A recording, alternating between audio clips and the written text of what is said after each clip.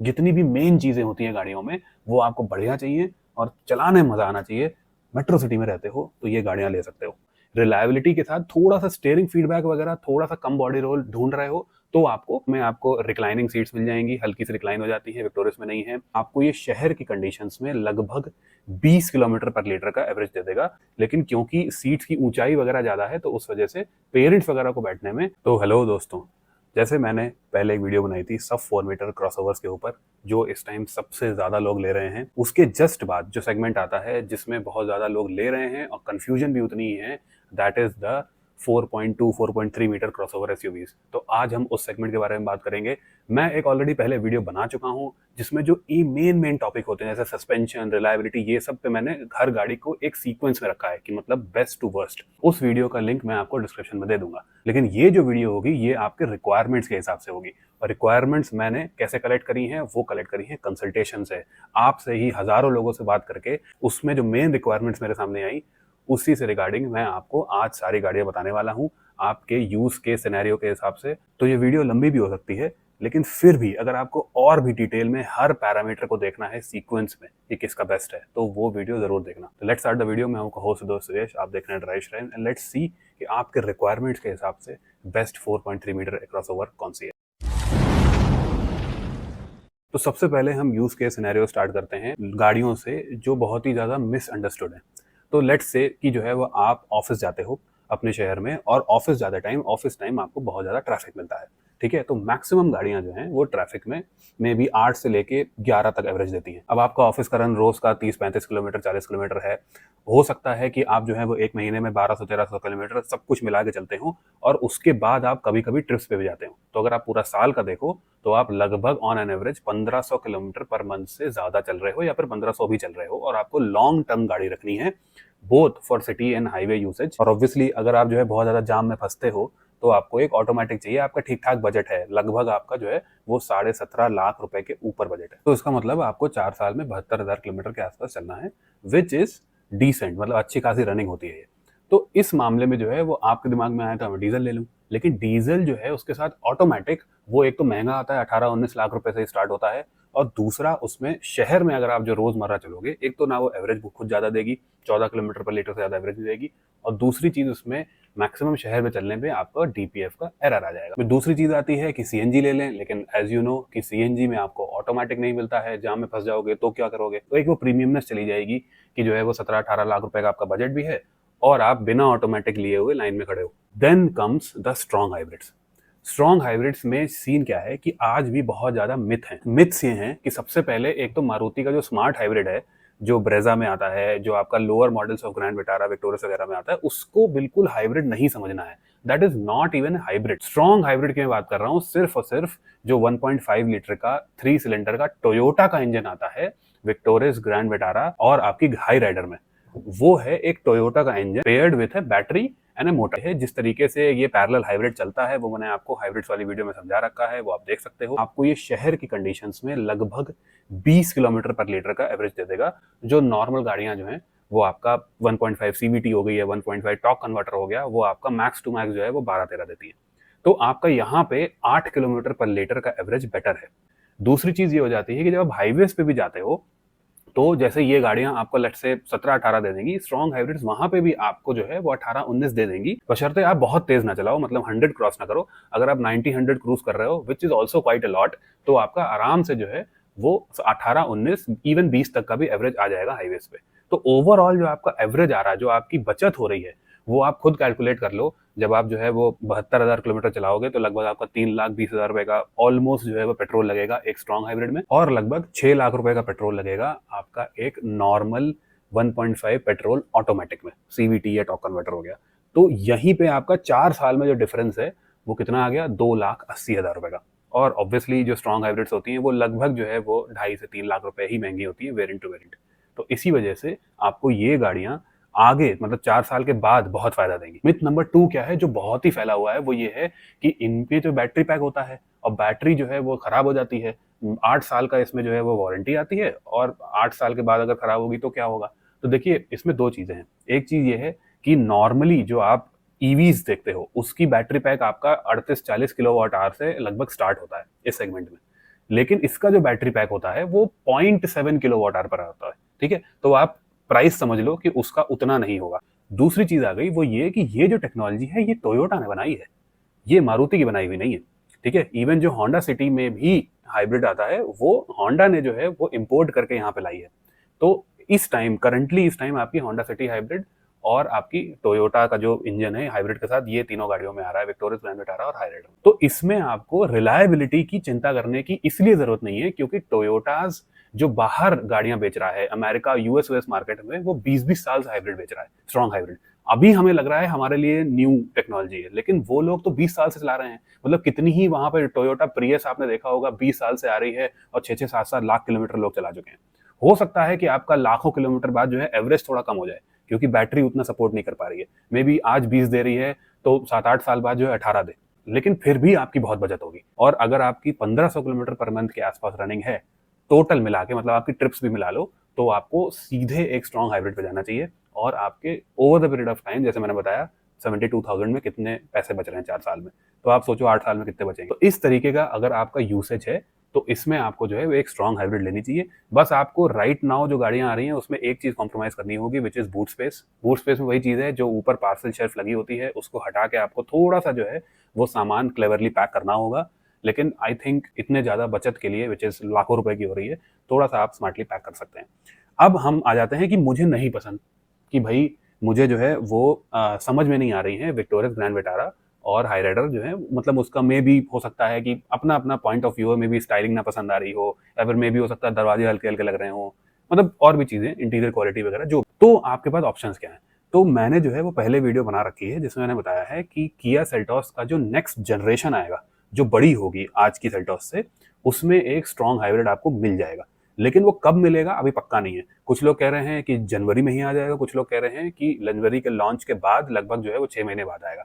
तो अगले साल 2026 के मिड तक, लगभग आपको जुलाई जुलाई तक जो है वो हो सकता है एक और स्ट्रॉन्ग हाइब्रिड मिल जाए। और अभी मैंने जो जस्ट वीडियो बनाई है डस्टर के बारे में, टेक्टॉन के बारे में, उसमें आपको हाइब्रिड मिल जाएगा लगभग अगले साल के, लगभग आपको सितंबर अक्टूबर के आसपास जो है आपको स्ट्रॉन्ग हाइब्रिड मिल जाएगा। तो अगर आप इतना, मतलब आज से 6 महीने टू 8-10 महीने आप अगर रुक सकते हो तो उन गाड़ियों के लिए आप रुको, अगर आप ये वाली गाड़ियां आपको समझ में नहीं आ रही हैं तो। और उन गाड़ियों में आपको 4 सिलेंडर हाइब्रिड मिलेगा। तो वो वाली बात भी आ जाती है कि अगर 3 सिलेंडर नहीं चाहिए तो 4 सिलेंडर चाहिए। इसमें इन गाड़ियों में रिलायबिलिटी का ऐसा कोई इशू नहीं है। आपको तो पता ही है कि विक्टोरियस जो है वो 5 स्टार ला चुकी है, तो उसमें भी ऐसा कोई इशू नहीं है। अब मैं विक्टोरियस और फर्क बता देता हूँ ग्रैंड विटारा हाईराइडर का।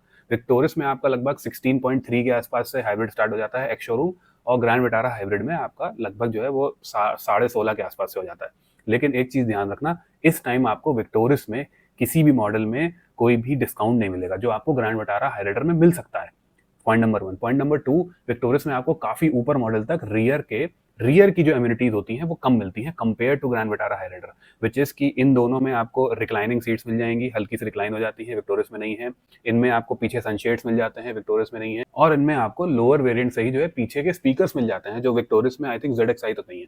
तो ये पर्टिकुलर चीज जो है आप देखना, अगर आप हाइब्रिड्स लेने जा रहे हो या फिर कोई भी मॉडल लेने जा रहे हो, चेक आउट ग्रैंड विटारा और हाईराइडर का एक बार डिस्काउंट देख लो, क्या पता वो समझ में आ जाए। अभी जितनी भी हम गाड़ी डिस्कस कर रहे हैं, अगर आपको इनमें से किसी में भी गाड़ी में दिक्कत आ रही है वीडियो देखने के बाद भी, तब आप कंसल्टेशन ले सकते हैं। कंसल्टेशन की सारी डिटेल्स आपको डिस्क्रिप्शन में मिल जाएंगी।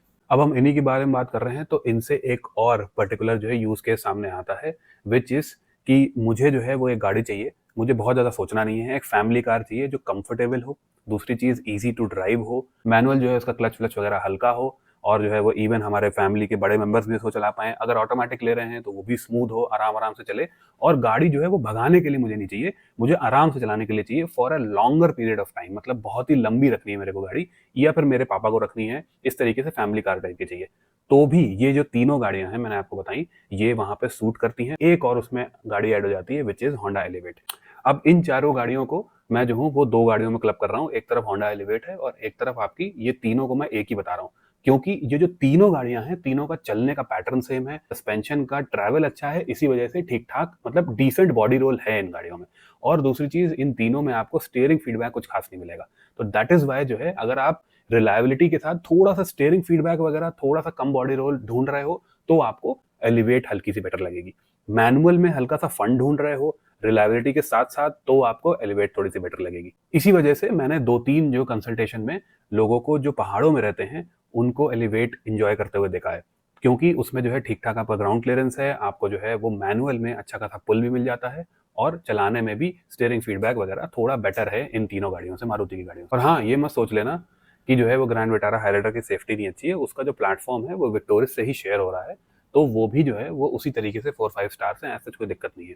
एलिवेट भी प्रॉपर जो है सेफ गाड़ी है, अब उसमें 6 एयरबैग स्टैंडर्ड हो गए हैं, तो अब जो है वो इन गाड़ियों में सेफ्टी भी की सच कोई दिक्कत नहीं है। एक और छोटा सा फर्क है, वो भी बताना जरूरी है, विच इज कि आपको होंडा में 10 साल की वारंटी मिल जाती है, लेकिन उसके पार्ट्स आपको ओरिजिनल बाहर नहीं मिलते हैं। अगर आपको बाहर से सर्विस करानी है तो आपको मारुति की जो गाड़ियां हैं वो ज़्यादा बेटर लगेंगी, होंडा को आपको होंडा से ही सर्विस करानी होगी। दूसरी चीज़ कि आपको मारुति के पार्ट्स बहुत आराम से मिल जाएंगे। और तीसरी चीज़ जो चलने के मामले में है वो ये है कि मैंने जो नोटिस किया है कि आपका wind noise, road noise, tyre noise वगैरह जो है वो थोड़ी बेटर कंट्रोल्ड है मारुति की गाड़ियों में। मतलब आप हाईवेज पे बहुत आराम से ही चल रहे हो, 100 पे चल रहे हो, तो जो ओवरऑल इंसुलेशन है वो मारुति की गाड़ियों का is better compare to Elevate. और मैंने आपको डिस्काउंट्स तो बता ही दिया है, डिस्काउंट्स आपको एलिवेट, ग्रैंड विटारा और हाईराइडर में जो है वो ज़्यादा मिल जाएंगे एज कम्पेयर टू विक्टोरियस, क्योंकि वो बिल्कुल नई गाड़ी है। एलिवेट में तो बहुत तगड़े डिस्काउंट है। तो आपका जो लॉन्ग टर्म का यूज़ है, 10-15 साल का यूज़ जिसमें आप आराम से चलाना है, वो आपका कवर हो गया इन सब गाड़ियों से। इनमें क्या डिफरेंसेस है वो मैंने आपको बता दिए, इस हिसाब से आप इस रिक्वायरमेंट में ये गाड़ियाँ बिल्कुल फिट बैठती हैं। अब एक स्पेशल गाड़ियों की मैं बात कर लेता हूँ, विच इज़ कि आपको रिक्वायरमेंट ये है कि आपको रीसेल के बारे में उतना नहीं सोचना है और आप एक मेट्रो सिटी में रहते हो, आपको थोड़ी लंबी रखनी है गाड़ी और आपको एक ऐसी गाड़ी चाहिए जो मैकेनिकली सुपीरियर हो, लेकिन जो एक्स्ट्रा आप दूसरी गाड़ियों में पैसा दे रहे हो वो आपको वर्थ नहीं लगता। आपको ये है कि नहीं यार, मुझे बड़ी तो चाहिए गाड़ी, लेकिन कम पैसों में ही आ जाए, और कम पैसों में आ जाएगी तो उतना जो है रीसेल की ऐसी दिक्कत नहीं होनी चाहिए। तो अगर आप मेट्रो सिटी में रहते हो और आपके पास आसपास सिट्रोएन का शोरूम है, तो आप बसॉल्ट एक्स और जो एयर क्रॉस एक्स है वो जरूर दिखाना एक बार जाके। जो उनकी चाल ढाल है वो काफी सुपीरियर है compare to even some of the more expensive cars. तो उनका जो है वो रोड इंसुलेशन भी सही है, उनका सस्पेंशन तो obviously best in the segment है। तीसरी चीज, उनकी सीटों का कंफर्ट बहुत अच्छा है, और इवन हाईवेज पे, क्योंकि वो टर्बो पेट्रोल्स हैं, तो हाईवेज पे डिसेंट एवरेज दे देते हैं, मतलब वो 17 के आसपास एवरेज आपको दे देंगे। जितनी भी मेन चीजें होती हैं गाड़ियों में वो आपको बढ़िया चाहिए और चलाने में मजा आना चाहिए, मेट्रो सिटी में रहते हो तो ये गाड़ियां ले सकते हो। अब कुछ लोगों का ये चीज रहती है कि मेरे को जो है वो स्ट्रॉन्ग गाड़ी चाहिए इस सेगमेंट में, मतलब इट्स नॉट जस्ट अबाउट कि 5 स्टार मिले हो गाड़ी को, दरवाजे बंद करने में भारी भारी फील हो, उस तरीके का हिसाब किताब हो, और जो है उनको इसी वजह से टाटा कर्व पसंद आ रही है। तो देखिए, अगर आप कर्व लेने जा रहे हो ना, तो मेरे को आपको दो एक सिंपल सी एडवाइसेज हैं, विच इज कि अगर आपको एक्स्ट्रा बूट स्पेस नहीं चाहिए तो आप थोड़े पैसे बचा लो, आप नेक्सॉन ले लो। ठीक है, हाइपीरियन इंजन ऐसा कुछ बहुत ज़्यादा कुछ बड़ी चीज़ नहीं है कंपेयर टू जो उसका नॉर्मल है, तो आप नेक्सॉन लेके काफ़ी पैसे बचा लोगे, सेम ही आपको गाड़ी मिल जाएगी, बहुत ज़्यादा इंटीरियर स्पेस में फ़र्क नहीं है। और दूसरा जो ज़्यादा इंपॉर्टेंट चीज़ है, विच इज़ कि टाटा सियरा लॉन्च होने वाली है, तो वाई गो फॉर कर्व। अगर सियरा आने ही वाली है तो सियरा का इंतजार करो और सियरा लेना डायरेक्टली। उसमें आपका जो है वो इंजन भी, सारी चीज़ें आ जाएंगी, ईवी भी आ जाएगी, पेट्रोल डीजल दोनों आ जाएगा, तो आपको ओवरऑल कर्व से जो है वो अंदर से बड़ी और बेहतर गाड़ी मिलेगी। अब जो दूसरी गाड़ियां हैं, जो एक तरीके से कहते हैं कि स्ट्रॉन्ग फीलिंग वाली गाड़ियां हैं, विच आर टाइगुन हो गई, कुशाक हो गई, ये दोनों गाड़ियों में सिंपल ये हिसाब किताब है कि आप अगर लेने जा रहे हो तो वेट, ऑलमोस्ट दोनों गाड़ियां ये बराबर तरीके से ही चलती हैं।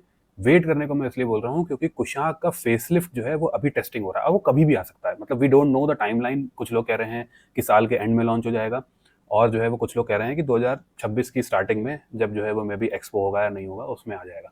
लेकिन कुशाक का फेसलिफ्ट आने वाला है, एंड द थिंग इज कि अगर आपको अभी मे बी 2.5-3 लाख रुपए का डिस्काउंट, बहुत ही बड़ा डिस्काउंट मिल रहा हो तो बात अलग है, लेकिन अगर आप उनका टॉप एंड पे भी चले जाओगे ना, तो फीचर्स और स्पेशली जो रियर कैमरा है, दैट इज मतलब बहुत ही वियर्ड है वो। तो उस वजह से जो है वो मैं कह रहा हूँ कि सीधे आप कुशाक का फेसलिफ्ट ही ले सकते हो। एंड दोनों गाड़ियों में, कुशाक टाइगन में सस्पेंशन जो है ना वो काफी ज्यादा स्टिफ था। हो सकता है कि जैसे काइलैक का बहुत बेटर कर दिया है, वैसे ही जो है वो कुशाक फेसलिफ्ट का भी बेटर हो जाए। फेसलिफ्ट में आपको एडास में मिल सकता है और 360 डिग्री कैमरा में मिल सकता है। These are all important things, तो मुझे लगता है उसके लिए वेट करना चाहिए। कुछ लोगों के इनके 1 लीटर और 1.5 में कंफ्यूजन होती है, तो सबसे पहली चीज़ ये कि दोनों में आपको ऑटोमेटिक लेना है। मैनुअल जो है वही है, हैवी क्लच है, लॉन्ग क्लच है, तो उसको आप स्किप करिए, सीधे ऑटोमेटिक लीजिए। और अगर आपको थोड़ा शहर में ज़्यादा चलना होता है, मतलब इन अ सेंस कि ट्रैफिक आपको काफ़ी मिलता है शहर के अंदर, तो आप जो है उसका 1 लीटर ऑटोमेटिक लो, वो टॉर्क कन्वर्टर है, उसकी रिलायबिलिटी बेटर है। और अगर आपको थोड़ा हाईवेज की तरफ या फिर हल्के ओपन रोड की तरफ जो है वो रहता है, या फिर आपके में भी शहर में उतना बम्पर टू बम्पर ट्रैफिक ना रहता हो, तो आप इसका DSG ले सकते हो, 1.5 TSI DSG। उसका एवरेज भी बेटर है, और दूसरी चीज़ वो कि जब हम 60 किलोमीटर पर आवर क्रॉस करते हैं तब उसका 60-70 किलोमीटर पर आवर के ऊपर उसकी परफॉर्मेंस एक तरीके से करिए निखर के आती है। 60 के नीचे जो है वो ऑलमोस्ट 1 लीटर ऑटोमेटिक और 1.5 सेम ही लगता है चलाने में। अब आप कहोगे डिफॉल्ट चॉइस की बातें नहीं करी, तो उसको रिक्वायरमेंट से लेके करते हैं। लेट्स से आपके दिमाग में ये चीज़ है कि मैं जब गाड़ी लूँ तो उसको लंबा भी रख सकता हूँ 7-8 साल, लेकिन मे भी हो सकता है कि जो है मेरे दिमाग में पक्का नहीं है कि मैं बेच भी सकता हूँ 4-5 साल बाद। तो मेरे को ना कि रीसेल वैल्यू बहुत इंपॉर्टेंट है, मतलब ये मेरी फर्स्ट प्रायोरिटी है। तो अगर आप रीसेल वैल्यू आपकी फर्स्ट प्रायोरिटी है तो आप फिर जाओ सीधे सबसे फेमस गाड़ी पे इस सेगमेंट की, विच इज क्रेटा। क्रेटा में आप जो है वो अगर सिंपल चलते हो तो उसका 1.5 NA मैनुअल ले सकते हो, लेकिन मेरा ये रहेगा कि आप थोड़े पैसे डाल के उसका IVT ले लो। आई थिंक उस क्रेटा का जिस तरीके से बनी है वो गाड़ी, मतलब जो उसका स्टीयरिंग फीडबैक है, जो उसका ओवरऑल जो है सस्पेंशन कंफर्ट है, वो सब चीजें जो है उसमें सबसे ज्यादा सूट जो करता है उस कैरेक्टर को, वो उसका 1.5 IVT ही करता है, क्योंकि वो आराम से चलाने वाली गाड़ी है और वो इंजन गियरबॉक्स कॉम्बिनेशन बहुत ही क्रीमी स्मूथ है, और इवन वो अंडर पावर्ड भी नहीं लगता। ग्रैंड विटारा वगैरह से थोड़ा सा बेटर ही लगता है, लेकिन एलिवेट और इन सब गाड़ियों से स्मूदर लगता है, मतलब उसमें आवाज वगैरह बहुत कम आती है अंदर, थोड़ा सा प्लश वाला एक्सपीरियंस है आपका, ओवरऑल इंसुलेशन अच्छी है गाड़ी की, तो आराम से चलना है। और जो है वो आपको रीसेल अच्छी चाहिए कुछ सालों बाद, तो आप क्रेटा पे जा सकते हो। दूसरी चीज आ गई कि क्रेटा में लोग कहते हैं कि हम टर्बो पेट्रोल ले लें, एनलाइन वगैरह ले लें, तो देखिए मेरे को ये है कि अगर एनलाइन मतलब बिल्कुल फिट बैठ रहा है आपके पैरामीटर्स पे तो आप ले सकते हैं, लेकिन एनलाइन से बेटर ये रहेगा अगर आपको फन टू ड्राइव चाहिए तो आप जो है कुशाक फेसलिफ्ट की तरह ही जाओ, क्योंकि टर्बो जब आपकी गाड़ी में हो, परफॉर्मेंस ओरिएंटेड आप अगर गाड़ी ले रहे हो, है ना, तो आपके पास एक बैकिंग भी होनी चाहिए, एक प्रॉपर मजबूत प्लेटफॉर्म की। तो मे भी हो सकता है कि क्रेटा का प्लेटफॉर्म मजबूत कर दिया हो पहले से, लेकिन वी डोंट नो, तो अभी हमें पता नहीं है सेफ्टी के बारे में, तो दैट इज वाई जो है वो अगर आपको फन टू ड्राइव एस्पेक्ट चाहिए तो go with the Germans. Overall steering feedback वगैरह वो सब चीजें भी जो है वो उनकी थोड़ी बेटर ही है। अब आ जाते हैं हम कि क्रेटा डीजल पे। तो Creta diesel is mostly for highways. मैं आपको बताऊं लोग ले लेते हैं, लेकिन वही बात आ जाती है कि DEF के मैंने बहुत ज्यादा इशू सुने हैं, DPF क्लॉग वगैरह होने पे, चेंज होने के काफी इशू सुने हैं। एंड तीसरी चीज जो सबसे इंपॉर्टेंट है, मैंने आपको स्टार्टिंग में बताई थी, वो ये कि अगर आप क्रेटा सेल्टॉस का डीजल ऑटोमेटिक लेने जा रहे हो तो प्लीज थिंक अगेन। आप जो है वो दूसरी गाड़ियों का या फिर सेल्टॉस का ही जो है वो हाइब्रिड का वेट करो। डीजल ऑटोमेटिक इनका नहीं एवरेज देता है, शहर में आपको 13-14 ही मिल जाए बहुत बड़ी बात। आप अगर हाईवेज पे चलते हो और आपको लोअर वेरिएंट एक तरीके से चाहिए गाड़ी का, तो आप जो है वो क्रेटा का और सेल्टॉस का डीजल मैनुअल ले सकते हो। That is a good enough variant, अच्छा खासा भगता है वो, सब कुछ बढ़िया है और स्मूथ भी है, सबसे स्मूदर डीजल है कंपेयर टू अदर डीजल्स। तो चलिए अब हम कुछ स्पेसिफिक यूजेस की बात कर लेते हैं, थोड़ा आपको और अच्छी तरीके से आइडिया हो जाएगा। जो रियर सीट है वो बहुत इंपॉर्टेंट है आपके लिए। अब रियर सीट इंपॉर्टेंस का मतलब ये होता है कि एक तो सीट की मतलब फंक्शनिंग अच्छी हो, उसका रिक्लाइन ठीक हो, और मे भी वो इतनी नीची ना हो बैठने में जितनी नीचे में जो है वो आपके पेरेंट्स वगैरह को दिक्कत होने लगे। अगर आपको ओवरऑल बेस्ट कंफर्ट चाहिए रियर सीट्स का, सस्पेंशन सीट्स सब कुछ मिला के, और इवन चौड़ाई की भी मैं बात कर लूँ वो भी अच्छी है, वो ऑब्वियसली आपको एयर क्रॉस एक्स और आपकी बसॉल्ट एक्स में मिलेगा। ठीक है, अब ये है कि आप मेट्रो सिटी में नहीं रहते हो, कहीं बाहर रहते हो, तो उस हिसाब से देख लें तो शहर में जो मतलब बम्स एंड पॉटहोल्स हैं, जब हम स्लो स्पीड्स में चलते हैं तो आपके पेरेंट्स को और आपकी फैमिली को जो है वो एलिवेट की बैक सीट भी ठीक लगेगी चलने में, क्योंकि उसका सस्पेंशन अच्छा है। तो अगर कोई बड़ा पॉटहोल आता है, कुछ आता है, तो सस्पेंशन ट्रैवल की वजह से वो अच्छा झेल जाता है। लेकिन अगर आपको हाईवेज पे चलना है, और हाईवेज पे जो है समझ लीजिए कि जो बहुत ज़्यादा अप एंड डाउन मूवमेंट ना करे, जब 4-5 लोग बैठ जाएं, पूरी गाड़ी भर जाए, तो झूले ना सस्पेंशन, वो आपका ये तीनों मारुति की गाड़ियों का ठीक है, मतलब ग्रैंड विटारा, हाई राइडर और विक्टोरिस का उस टाइम जो है वो सस्पेंशन काफ़ी अच्छा रहेगा। विक्टोरिस की रियर सीट रिक्लाइन उतना नहीं है, वो बेटर आपको ग्रैंड विटारा और हाई राइडर में मिलेगा। तो उनकी सीट्स हाई प्लेस्ड भी हैं, मे भी उतना ज़्यादा अंडर थाई सपोर्ट ना हो, लेकिन क्योंकि सीट्स की ऊंचाई वगैरह ज़्यादा है तो उस वजह से पेरेंट्स वगैरह को बैठने में हाई राइडर और ग्रैंड विटारा में मतलब काफ़ी अच्छा रहता है, वो काफ़ी पसंद करेंगे उसको। लेकिन लेकिन लेकिन अगर आपको एक बैलेंस चाहिए कि मतलब सीट का रिक्लाइन भी अच्छा हो, प्लस उसका अंडर साइड सपोर्ट भी ठीक हो, प्लस वो शहर में भी छोटे मोटे गड्ढे जो है वो डिसेंट तरीके से झेल ले, डिसेंट तरीके से, प्लस हाईवेज पे भी ठीक चल ले, प्लस सबसे इंपॉर्टेंट चीज़ कि 3 लोग उसमें पीछे जो है वो बैठने की सबसे ज़्यादा जगह हो, मतलब विथ सबसे चौड़ी हो। और जैसे मैंने आपको पिछली वाली वीडियो में बताया था, वो ये कि अगर आप चाइल्ड सीट यूज़ कर रहे हैं तो जो बाकी सीट बची साइड वाली और मिडिल वाली, उसमें अगर आपको अपने परिवार वालों को बैठाना है तो उनके लिए बेस्ट कार्स हैं क्रेटा और सेल्टॉस, और इवन जो है वो आपकी C3 एयरक्रॉस एक्स भी आ जाती है उसमें। लेकिन अगर सिट्रोएन के सर्विस सेंटर नहीं है तो क्रेटा और Seltos are the widest car, जहाँ पे आप जो है वो पीछे 3 लोग ठीक तरीके से बैठा सकते हैं। तो वो एक बहुत ज़्यादा स्पेसिफिक यूज़ है। उनके सेकंड नंबर पे जो है ये ग्रैंड विटारा हाईराइडर विक्टोरिस और आपकी एलिवेट आ जाती है। तो लेकिन अगर आपके पीछे एडल्ट्स जो हैं वो बहुत ज़्यादा हेल्दी नहीं है तो आप इन गाड़ियाँ भी ले सकते हो, एक बार आप बिठा के ऑब्वियसली देख लेना। अब एक और चीज़ आ जाती है कि आप सोचोगे कि यार ये बता रहे हैं कि ज़्यादा चलना होता है, ऑटोमेटिक लेनी है तो हाइब्रिड ले लो, अगर जो है वो हाईवे पे चलना होता है तो जो है वो डीजल ले लो। लेकिन नहीं यार, मतलब मैं ना डीजल का जो डीपीएफ का इशू है वो झेलना नहीं चाहता। मेरे को थोड़ी रिलायबिलिटी में जो है बढ़िया गाड़ी चाहिए, और मुझे उतनी महंगी जैसे हाइब्रिड वाला भी उतना पैसा भी नहीं खर्च करना, मैं मैनुअल से काम चला लूंगा। देन आपके पास जो है वो सीएनजी का ऑप्शन आ जाता है, इन विच आपको ऑब्वियसली ग्रैंड विटारा में, हाईराइडर में और आपका विक्टोरिस में भी मिल जाएगा। विक्टोरिस का base model CNG is the one to go, there is no two ways about it. 12.5 lakh रुपए का वो गाड़ी जो है वो आपको मिल जाएगी with a lot of boot space, और बाकी जितनी भी गाड़ियां हैं उसमें आपको कहीं ना कहीं बूट स्पेस कॉम्प्रोमाइज करना पड़ेगा। और ये चीज़ हमने विक्टोरियस की वीडियो में भी डिस्कस करी थी कि अगर आपको दिमाग में ये है कि यार मैं रोज तो अपनी गाड़ी यूज़ करता ही हूँ, लेकिन मेरे को थोड़ी एक प्रीमियम गाड़ी चाहिए, तो फिर आप विक्टोरियस का ZXi CNG ले सकते हो। मतलब वो अंदर से प्रीमियम बढ़िया लगेगा आपको, है ना। सीट्स जो है वाइट कलर की हैं, वो सब चीज़ें बढ़िया हैं। आपको बस आई थिंक सनरूफ नहीं मिलेगी, बाकी आपको एक प्रीमियम गाड़ी की फील मिल जाएगी। तो लॉन्ग टर्म के लिए प्रीमियम गाड़ी ले रहे हो तो जो है आप उस पर्टिकुलर चीज़ में विक्टोरियस का ZXi CNG ले सकते हो। लेकिन मेरे हिसाब से आपको जो है वो VXi ही लेनी चाहिए। That is the best value for money variant in CNG right now, मतलब इन होल ऑफ इंडिया जितनी भी CNG की कार्स हैं। सो आई थिंक हमने जिस तरीके के भी यूसेज और रिक्वायरमेंट्स हो सकती हैं वो मैक्सिमम डिस्कस कर चुके हैं इस वीडियो में। मैंने आपको जैसे बताया कि अगर आपको सीक्वेंस जाननी है हर पैरामीटर की तो आप जो है वो वाली वीडियो देख सकते हो। Let me know in the comments below आपको वीडियो कैसी लगी, और अच्छी लगी हो तो लाइक, अगर बहुत अच्छी लगी हो तो सब्सक्राइब टू द चैनल। अगली वीडियो मिलते हैं, तब तक के लिए बाय।